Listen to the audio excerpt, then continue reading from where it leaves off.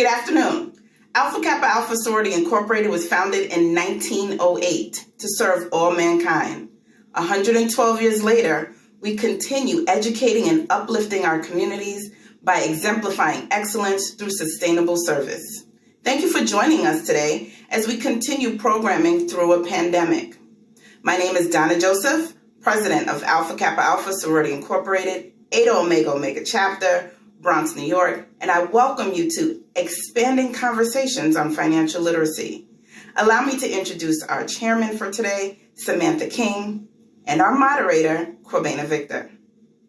Hi, I'm Samantha King. Thank you so much to Donna Joseph, our president, for that warm and informative welcome. Today, as we think about the crisis that we're in, there's so many unknowns and so many things we can't control. But let's try to focus on the things we can control. So today, we'd like to invite you to a conversation around financial literacy. So I'm going to turn it over right now to our moderator, Kwabena Victor, who is doing an interview with our resident expert and author of the Financially Lit Kit, Roxanne Duquesnay. Thank you so much for joining us.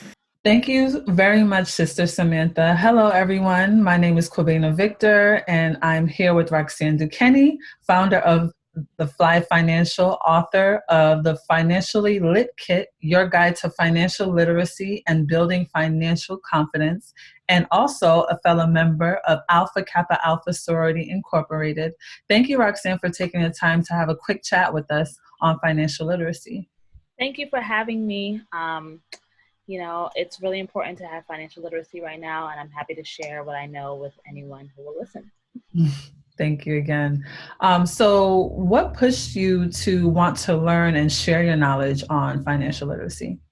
So I started the Fly Financial in 2015, and what really led me to start the company was when I graduated from college in 2013, I noticed that a lot of my peers did not have the financial literacy that we needed to kind of survive in the world. So we were going to college every day. We were, used to being broke college students, and then boom, you get hit with you have a job, your career job out of college, and you're making all this money and you don't know how to manage it, and your rent is slapping you in your face. You have to go out and, kind of be on your own. So I started Fly Financial really to help my peers understand financial literacy and kind of take advantage of their own finances and be able to manage their money on their own. That's wonderful. Thank you. So you mentioned that one of the reasons why you wanted to, really get into financial literacy is especially coming out of college, like learning how to handle your finances and things of that nature. So if you could just give us your opinion on why financial literacy is so important, especially with so many things going on today, the market just going all types of ways and different demographics and all of those changes and things of that nature. So I just wanted to get your opinion on why financial literacy is so important. So I think that financial literacy is something that, for one, should have been taught in schools. I think that a lot of people have to kind of do their own keep themselves accountable when it comes to financial literacy and really delve and want to learn that information in order to be financially literate. And I think that that's a really huge problem in our society. I think that, it should be taught from young, and it should grow with a person. And I don't think that we have the foundational knowledge that we need to invest in the stock market, to be able to open up multiple bank accounts and know how to allocate your money, to be able to stay disciplined to a budget or even create one. So I think that it's important to have financial literacy. I think it should be embedded into you, just like math and reading is. I agree. And I think that with the pandemic that's going on right now, that it's important to know, like a lot of people have been contacting me, asking me, what stock should I buy? I know that the economy is dwindling right now. How do I take advantage of this? And, these are questions that I feel like somebody who's financially literate would kind of know how to go, Right. Completely agree. So I had the pleasure of reading a book and it was very informative, as I've expressed to you before, just having that high level overview of the many aspects of financial wellness, but also being detailed enough for a person to get the ball rolling on taking practical steps into their financial literacy journey. So if you could also share with us what inspired you to write the book, and then what is one thing you want someone to gain the most from reading your book? Okay, so the Financially Lit Kit was actually published on April 15th on tax day, woo woo, and stimulus check day. So the what inspired me to write that book was essentially, like I told you, since the pandemic started, a lot of people have been reaching out to me. And even before that, while I was on maternity leave, I wanted to basically create a centralized location for all of the seminars, all of the webinars that I had been doing over the years. Like I told you, the Fly Financial has been, created since 2015. I've done a lot of programs. I've had a lot of seminars. I've even had a Fly series where I did a college tour, and the Fly series stands for Financially Liberating Our Youth. And I traveled to different colleges to do programs with college students. And, one of the main things that I asked them were, does anyone know their student rate loans? And nobody could tell me what their rate loans were. So that's scary, right? So I think that I needed to create this book to create, to have that centralized location of all these financial gems and tips and things of all different aspects, not just one type of financial sector. So a lot of people have a book on home building and home wealth and purchasing real estate. A lot of people have a book on how to budget. A lot of people have a book on how to invest in the stock market. The Financially Lit Kit is essentially supposed to be all of those topics in one hub of financial knowledge that can basically guide you through any financial scenario imagined. So that was my reasoning for basically compiling all of those topics into one book. And I wanted to make it so understanding so that somebody who knows nothing about financial literacy can probably take from that book. And I think to the second part of your question, what do I want people to gain the most out of? I think it's important to know where your money's going. So taking control of your finances equals being financially literate to me. And if you know where your money's going and you don't have to look at your statement and say, wow, I don't know how much money came out. Wow, I didn't even, if you don't know, like that's what I want people to take out of that. Like I know where my money's going. I know to the T what's being taken out of my account, and I can tell you how much money is in my bank account without me having to go check. You get what I'm saying? Right. So that to me is what I want people to take out from the book, if anything. Just know where your money's going. Yeah, I really, really, again, as I expressed to you before, I really think that what you produced, what you put out in this book is phenomenal. To your point, there's so many other, I guess, books or how-tos on separate things, but how someone that doesn't have any knowledge of that might not have any exposure to that, because they're both women in finance, so we're always around these things. But someone that doesn't have exposure to that, it's kind of like, okay, well, where do I start? There's so much information, and just to be able to have that in one place, and also it being such a quick and easy read at the same time, I think is very imperative, and I think it will be it'll be very well received. And I know it has already been very well received. So kudos to you on that for sure. Thank you. I appreciate it. So as you said, one of the main things that you want your readers to get from the book is knowing where your money is being spent, knowing where that's going. So with that, your book suggests that the road to financial literacy starts with a budget. Why is it so important to start at creating your budget? So I think that creating a budget is the first step, because you need to kind of see where your money is going. So scrolling through your bank statements to me is not enough, because it's like, okay, this is going here, this is going here, this is going here. But a budget tells you, how much money am I spending on food per month? How much money am I spending on this? What can I cut, essentially? And just giving you that full snapshot picture of basically your spending habits. And it's an eye-opener for a lot of people so I actually included a budget template with the book When you purchase it, you receive a budget template and a spreadsheet that basically lines out all of your spending by category, and then if you have any debts or credit cards that you need to repay, giving you a payment schedule on that as well. So it really is an eye-opener for a lot of people. I actually have someone who is utilizing it, and I'm walking her through how to do it and how to navigate through the sheet. And she did not know how much money she was spending on a lot of things. So I think that a budget is a nice first step to kind of keep you accountable, keep you disciplined on your spending habits, and creating that real financial goal. How much money do I want to spend? How much money do I want to make and save, and just basically giving you some accountability to kind of stay forth, and something that I can look at that's going to keep me accountable, essentially. You mentioned that the first step would be to look at your budget or create a budget, right? To make sure that you understand where your finances, or rather where your money is going. So now that a person has created their budget and they're aware of all of the avenues of, their spending and things of that nature, at what point would you say that they would be ready to take that next step? Or is that next step in terms of investing and thinking about retirement, things of that nature, is that something that a person should consider while they're doing the budget, or is there like a step by step?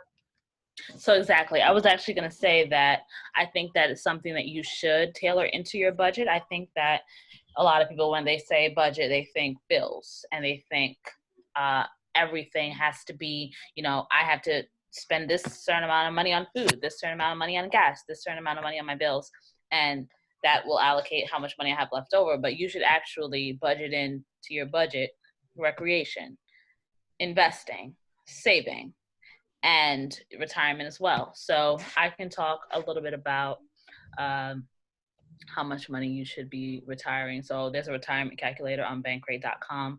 I actually mentioned this in the Lit Kit as well, where you can essentially see how much money should I be putting away for retirement. So most people have these things through their employers. If they do not, this calculator will essentially give you the amount by dollar.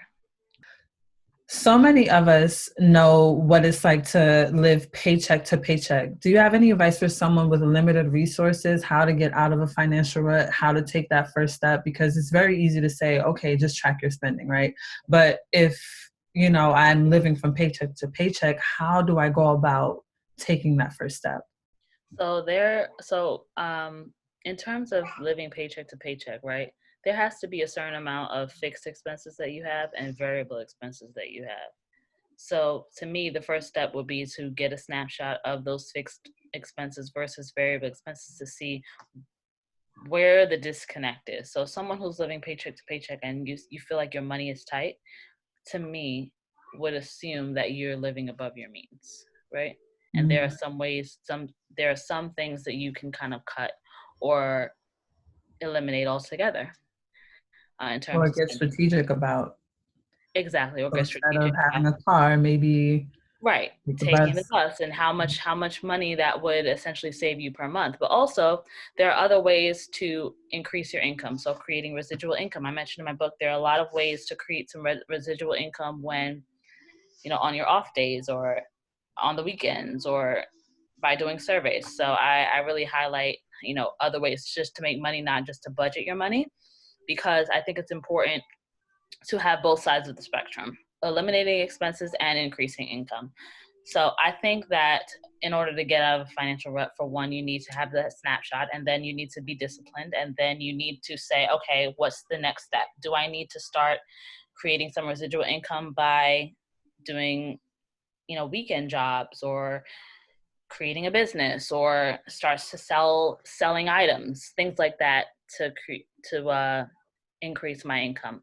In terms of investing, so I know you asked me, when should someone start investing? Like, for example, the stock market. And to my humble opinion, like I said before, I'm not a licensed professional. I'm a financial educator.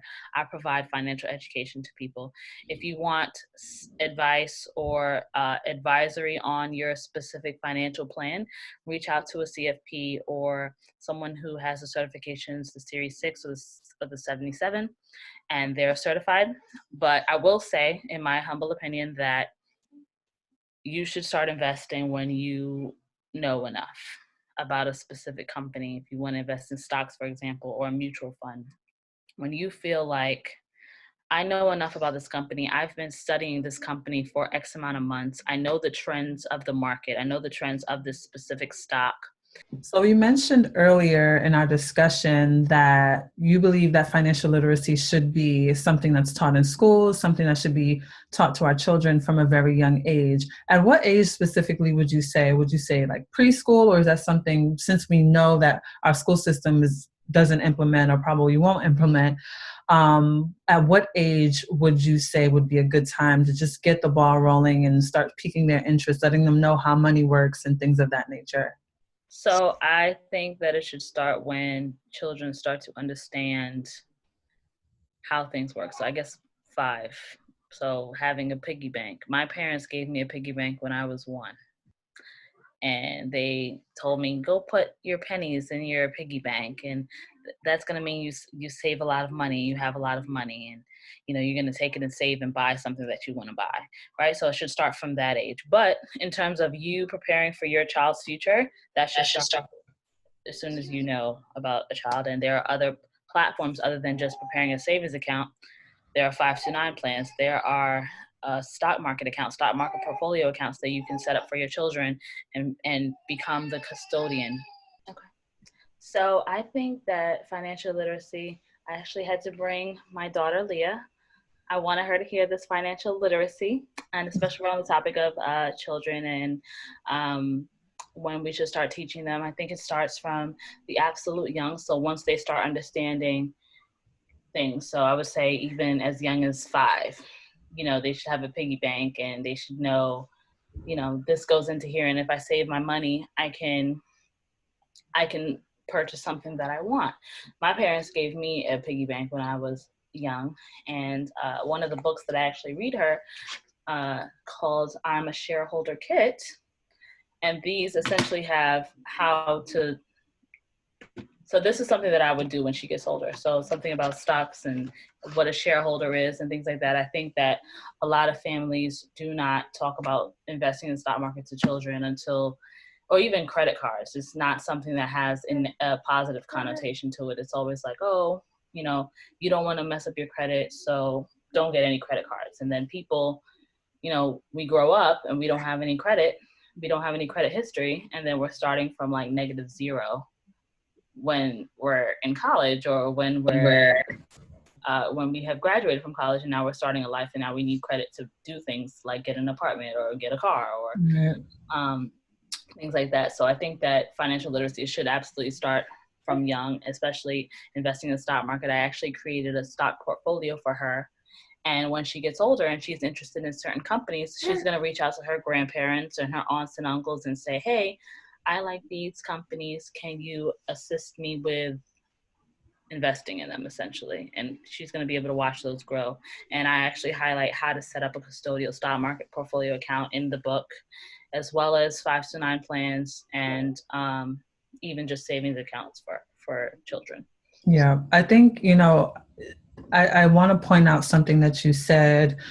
I find very much in our community that we don't know a lot about the stock market. We don't know how credit works. When it comes to financial literacy, I think it's so important just to understand how these things work and not try to run away from it, because a lot of the times these businesses, these multimillionaires, they understand how credit works. They're not putting their money to start their business in. They're using OPM, other people's money. They're using things of that nature. So I think it's so important, to your point, to start much younger, start having that conversation much younger, so that by the time our children are of age, they're not having to start at, again, -0. I don't have to start, okay, once I graduate from college, oh my gosh, all these bills, how do I handle that? What, how do I start my credit out? And is my credit report going to be negative because now I have a student loan, but I have nothing else to offset that,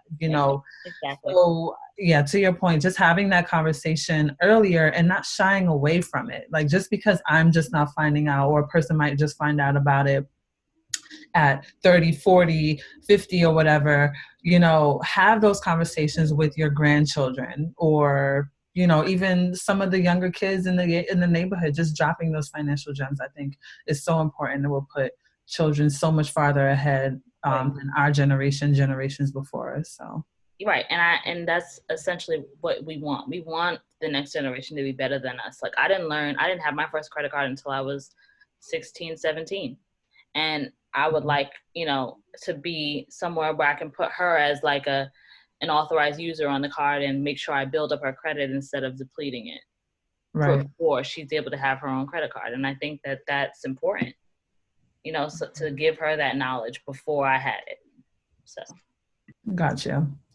Okay, well, I think that's all the time that we have today. A major, major, major thank you again. My sister in Alpha Kappa Alpha Sorority Incorporated, Roxanne Duquesnay. We really appreciate the time that you spent to just learn yourself and teach the masses on financial literacy, and also just spending the time with us to really get into some of those nitty-gritty questions. We really appreciate it. Thank you. I appreciate everyone for having me. I really appreciate you, Kwabena, for hosting. And if anyone has any questions or would like to purchase the Financially Lit Kit, please follow me on Instagram at The Fly Financial, or visit my website, theflyfinancial.com. And I really hope you guys have gotten some financial gems from this conversation. And I hope you take the time to read the book and let me know how you become financially lit. So thank you. Hi, I'm Catherine Acevedo, Vice President of Eta Omega Omega Chapter of Alpha Kappa Alpha Sorority Incorporated. You've just watched an interview discussing financial literacy tips. On behalf of Eta Omega Omega Chapter, thank you. Kudos to the Financial Literacy Committee on a job well done.